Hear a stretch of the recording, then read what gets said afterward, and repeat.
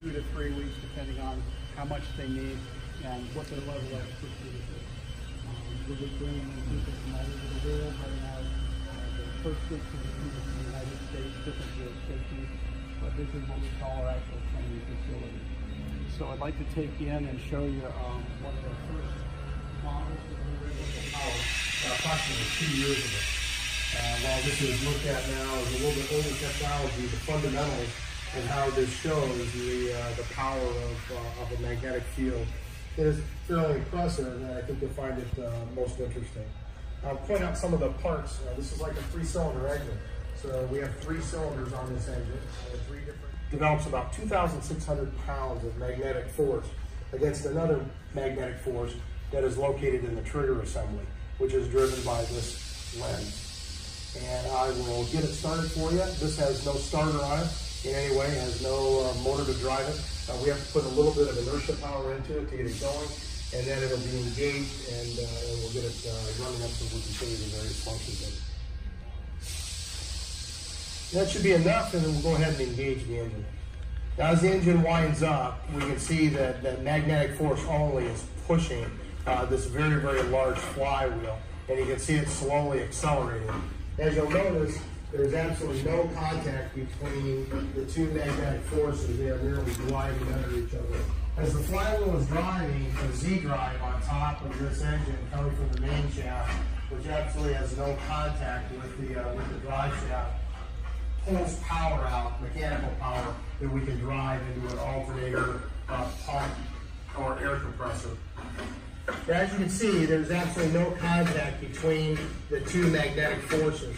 That as it's firing, as it's being exposed, that magnetic force, push it, I'm just going to hold back on it, I'm just going to let it go. I actually pick that 4,200 pounds up, ingest it, and actually get it to the other side for me, so that when I fire, and I'll fire this by hand, you can see that the engine fires and starts this rotation. That's the magnetic push that we're talking about. That is about 2,600 pounds of force that's forcing that flywheel to spin.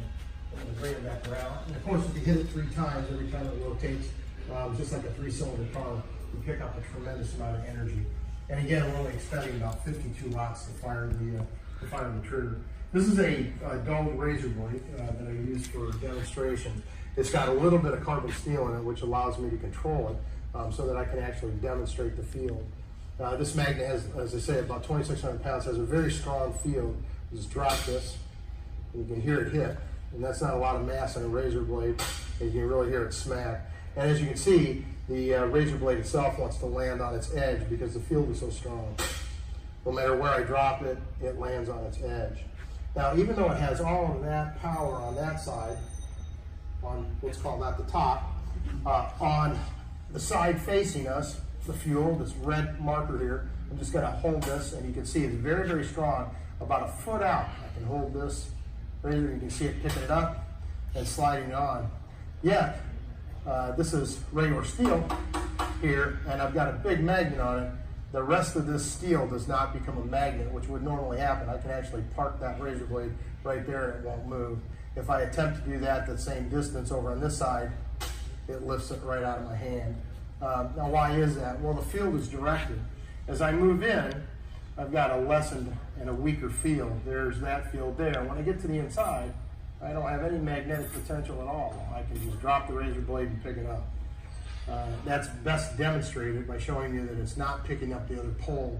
So when I'm here, there's a very strong magnetic field.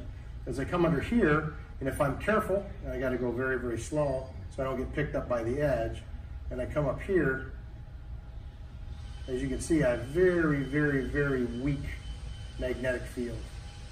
I'll just trace it along there, and I can actually go right about under that magnet. If I move my hand, you'll see it sucked up around the edge. So if I move it. I'm Serino, and I'm the Director of Machine Operations. And these are some of the parts, not all of them, that we make right here in-house. You notice the training facility, we make several of these parts here.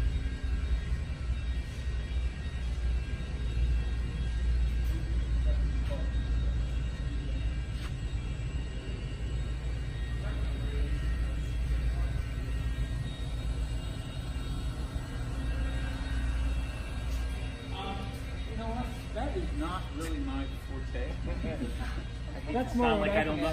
Yeah, I make the parts and help assemble, and then that's Ready to ship. Division of labor. right. So we don't manage. We buy that, but we make this.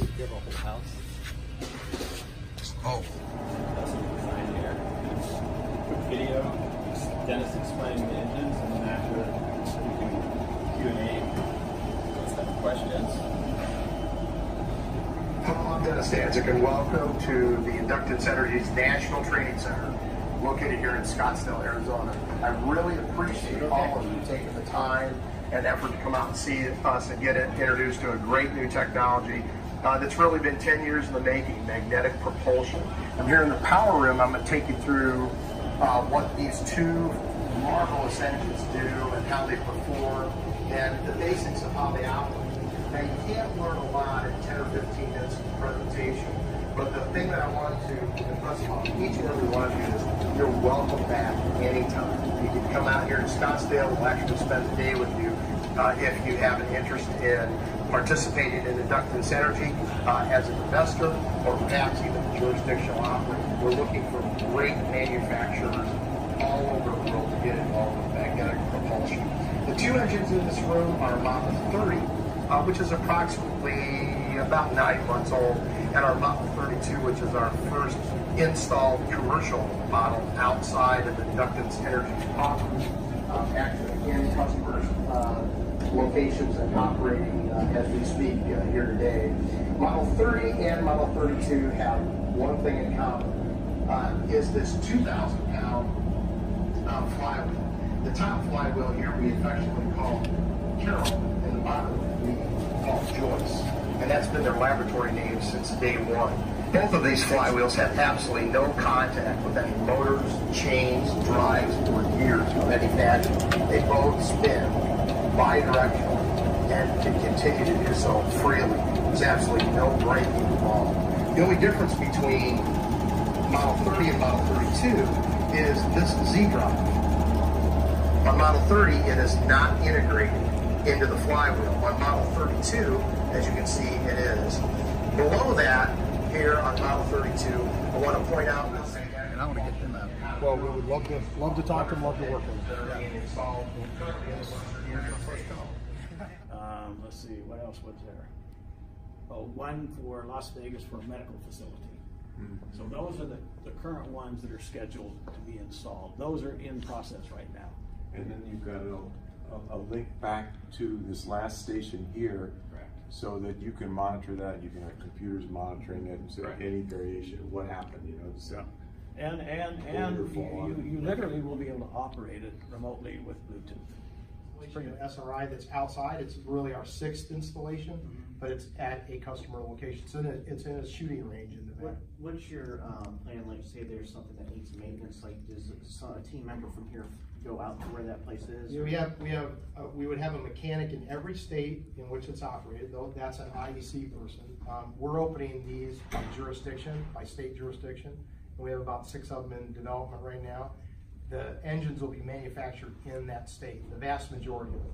What we will make here is fuel and automation sections. So our first fuel facility is in Wyoming. We were given and bought from the federal government, part of a defunct Air Force base. So we have 168 acres up there with building. It's the clear see-through demonstration motor that they're going to make for the sequester lockdown testing. And here's the facility. What is this, about 40,000 square feet? Just a little under 30,000. 30,000 square feet. Great. Lots of motors being assembled.